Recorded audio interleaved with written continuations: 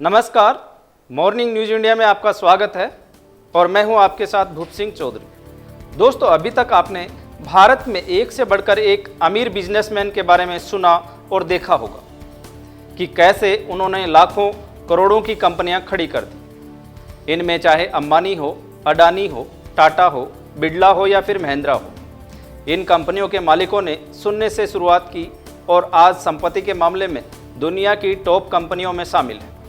ठीक ऐसी ही एक और कंपनी है जिसके मालिक को सिर्फ 50 रुपये सैलरी मिलती थी, लेकिन उसने देखते ही देखते 25,000 करोड़ रुपयों की कंपनी खड़ी कर दी और आज उसका पूरी दुनिया में नाम है। इतना ही नहीं बल्कि 50 रुपये सैलरी वाला ये शख्स पाकिस्तान से भारत आया था और फिर ऊंचाइयों की ऐसी सीढ़ियां चढ़ता गया जिसका कोई सानी नहीं। ऐसे में आइए जानते हैं कि पाकिस्तान से भारत आकर बिजनेस इंडस्ट्री में तहलका मचाने वाला ये शख्स है कौन और कैसे ये कारनामा कर दिखाए। दोस्तों, आपने ओबेरॉय होटल्स एंड रिसोर्ट का नाम तो सुना ही होगा। ये कोई छोटा मोटा नाम नहीं बल्कि इस कंपनी की भारत समेत दुनिया के 7 देशों में होटल चेन चल रही है। जी हाँ, दुनिया के 7 देशों में आज दर्जनों 5 स्टार होटल और रिसोर्ट्स चेन चलाने वाली ओबेरॉय ग्रुप की करोड़ों की संपत्ति है, जिसके पीछे आज की नहीं बल्कि सालों की मेहनत छिपी हुई है। लेकिन इस कंपनी को बनाने वाले शख्स के पीछे की एक ऐसी कहानी है जो हर किसी के लिए मिसाल है, क्योंकि ये ज़बरदस्त कंपनी खड़ी करने वाले शख्स के पास न तो करोड़ों रुपए का बैंक बैलेंस था और ना ही विरासत में करोड़ों की संपत्ति मिली थी। ये शख्स सिर्फ 50 रुपये सैलरी पाता था। साधारण से परिवार से आकर आज 25,000 करोड़ रुपयों की कंपनी खड़ी करने वाले इस महान व्यक्ति का नाम मोहन सिंह ओबेरॉय है, जिन्होंने लोगों की इस धारणा को गलत साबित कर दिया कि बिजनेस चलाने के लिए बैंक बैलेंस और कारोबार का अनुभव होना चाहिए। इतना ही नहीं बल्कि मोहन सिंह भारत में पाकिस्तान से आए थे।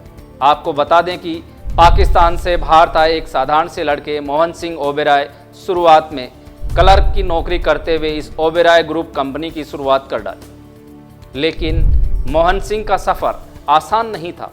वो शुरुआत में अपने परिवार का पेट पालने के लिए अपने चाचा के जूते की फैक्ट्री में काम करते, लेकिन भारत पाकिस्तान में हुए विभाजन के बाद भड़के दंगों के कारण फैक्ट्री बंद हो गई और उन्हें अपना सब कुछ छोड़कर भारत आना पड़ा, जहां वो शिमला में रुके और यहीं से अपनी नई शुरुआत की। हालांकि मोहन सिंह के लिए ये सफ़र इतना आसान नहीं था, क्योंकि पाकिस्तान के झेलम में रहने वाले मोहन सिंह ओबेरॉय के सिर पर पिता का साया बहुत जल्द ही उठ गया था। ऐसे में घर परिवार की जिम्मेदारी उन्हीं के माथे पर आ गई।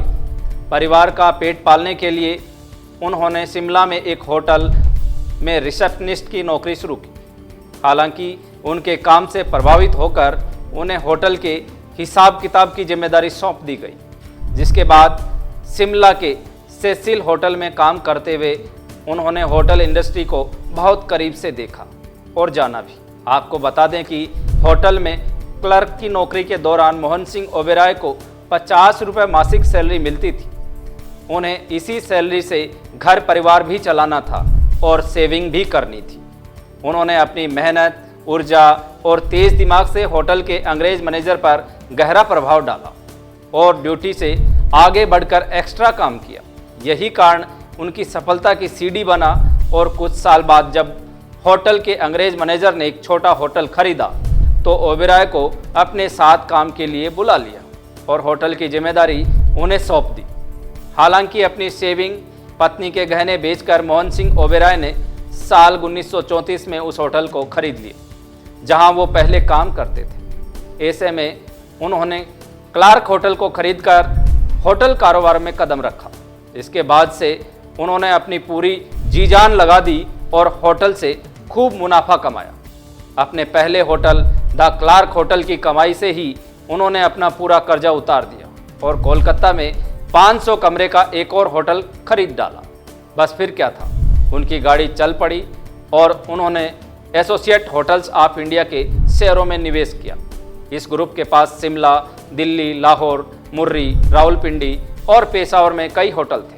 इसके बाद 1943 में उन्होंने इस पर कंट्रोल कर लिया और देश की सबसे बड़ी होटल चेन के मालिक बन गए। इसके बाद मोहन सिंह ओबेरॉय ने 1965 में दिल्ली में द ओबेरॉय इंटरकॉन्टिनेंटल और 1973 में मुंबई में 35 मंजिला ओबेरॉय शेरेटन बनाकर नया मुकाम हासिल किया। आज उनका कारोबार दुनिया के 32 देशों में फैला हुआ है। भारत के अलावा चीन, यूएई, ब्रिटेन, दक्षिण अफ्रीका के अलावा और भी कई देशों में ओबेरॉय होटल और रिसोर्ट्स की चेन चलती है।